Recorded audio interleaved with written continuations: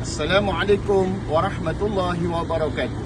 Alhamdulillah, hari ini 19 Februari 2026 bersamaan dengan 1 Ramadan 1447 Hijriah. Saya sekarang berada di sekitar Kuala Lumpur dan juga Selangor dalam program Jom Kongsi Rezeki bersama Asnaf Ramadan 2026. Hari ini kami akan mengagihkan sebanyak 250 pak makanan asas kepada golongan asnaf yang terdiri daripada pekerja pembersihan masjid dan juga sekolah serta pengawal keselamatan masjid dan sekolah.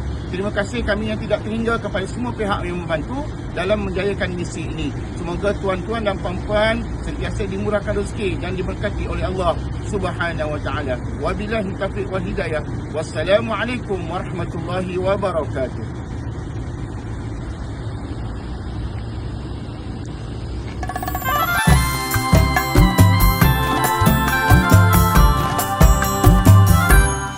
ربي صل على طه محمد المصطفى وعلى آله وصحبه أجمعين.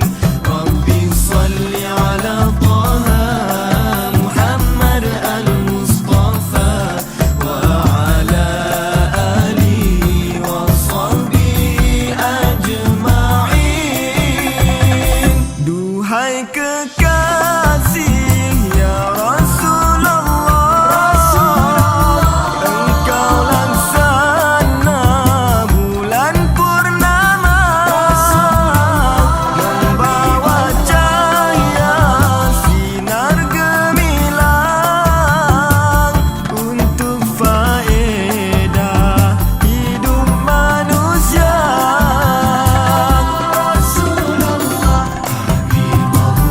Ya Rasulullah, Ya Habibullah, Ya Rasulullah, Ya Safiyullah,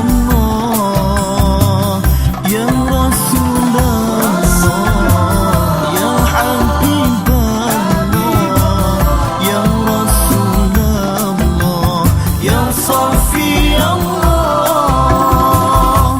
Rabbi salli ala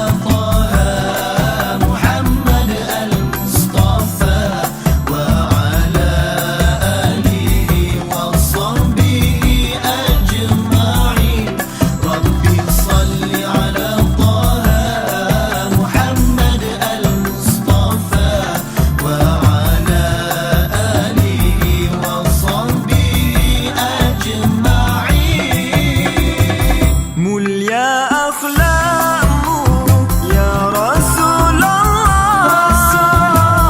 tulus hatimu, tinggi pekerti, jasamu tetap di sanubari, jadi sebutan sehingga kini.